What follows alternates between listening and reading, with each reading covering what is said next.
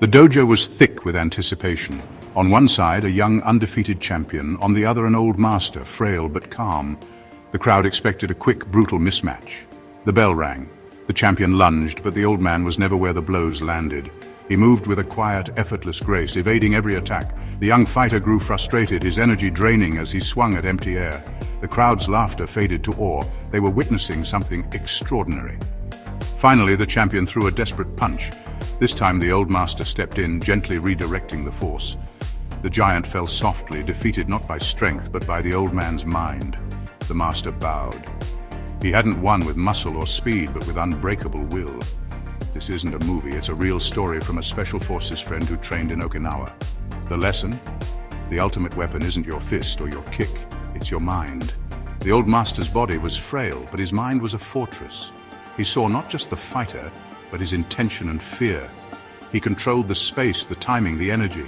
This is true martial mastery, forging a will that cannot be broken. In any fight against an opponent or the wild, your mind is your greatest asset. That's the secret of the unbreakable will. Your mind is your shield. In the wild, shelter protects you. In a fight, mindset does the same. Fear and doubt are cracks in your armor. An opponent can exploit them. A strong mindset deflects these attacks, keeping you clear and decisive under pressure. How do you build this shield? It starts with self-talk. Every rep, every drill, you're forging your inner armor. Tell yourself, one more round, I am stronger than this. Visualization is key. Before a challenge, run through scenarios in your mind. See yourself succeeding. This mental rehearsal prepares you for the real thing. Embrace discomfort. True toughness is forged when you're exhausted and in pain. Don't run from hard moments. Seek them out. Stay in the fight a little longer. Hold the stretch a few seconds more. Each time you endure, your inner shield grows stronger. Survival, on the mat or in the wild, is earned in these moments. Your mind, trained and tempered, is your best protection. That's how you build unbreakable armor. Imagine a jungle at night. Every sound could be danger. If you focus on everything, you'll panic. The key is filtering chaos, tuning into what matters. In a fight, it's the same. Punches fly, your heart pounds, the crowd roars. A scattered mind gets hit. A focused mind finds clarity. This is the zone where time slows and you react instinctively. How do you get there? Start with your breath. When panic rises, anchor your mind by focusing on each inhale and exhale. Elite fighters use breathing techniques like box breathing to calm their nerves and sharpen focus. Focus on the process, not the outcome. Worrying about winning distracts you from the present. Break the fight into moments, your stance, your guard, your next move. By staying present, you see through the chaos. The outcome takes care of itself. This is how you find clarity in the storm. Focus on the step in front of you, not the whole mountain. That's how you win, one moment at a time. History's greatest warriors mastered the mental game.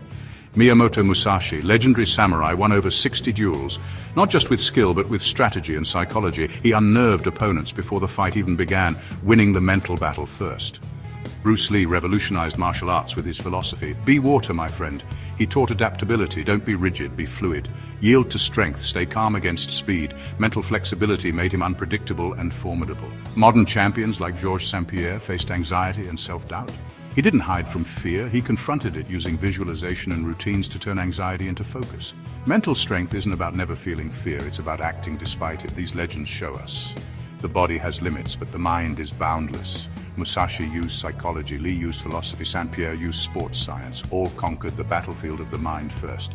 Their stories are roadmaps for our own mental fortitude. Study their approaches, adapt like water, control the mental landscape, face your fears. The path to mastery is walked within. The mind is the true arena. Enough theory, let's train your mind. Try sensory flooding. Close your eyes, identify 5 sounds, 4 sensations, 3 smells. This grounds you in the present. Next, embrace the suck. When your workout gets tough, lean into discomfort, smile at the pain. You're building resilience. Control your inner voice. Put pebbles in your left pocket. Every time you catch a negative thought, move 1 to your right. Notice how often you undermine yourself. Awareness is the first step to change.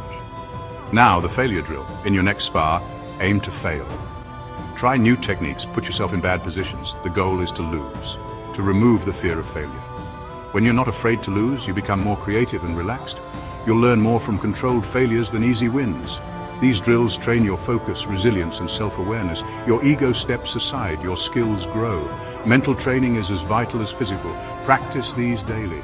The mind, like muscle, grows with use. Forge it with intention. That's how you become unbreakable. Start now. Train your mind as hard as your body. The results will speak for themselves. Every serious trainee hits a plateau, a frustrating stall in progress, but the plateau is a mirage, not a wall.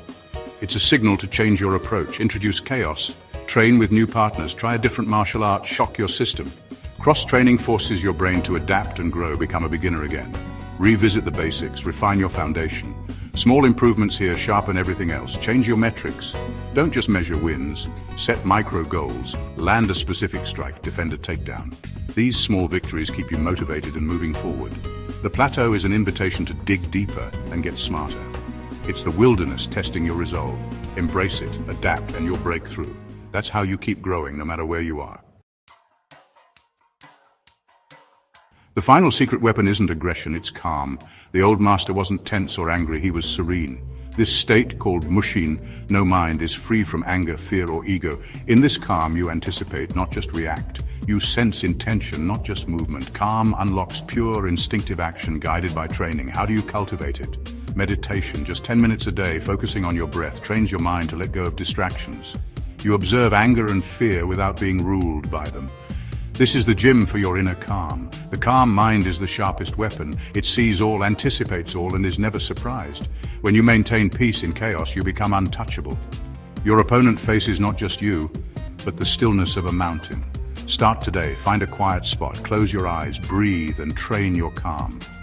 This is how you master not just the art, but yourself. And that's the victory that truly matters.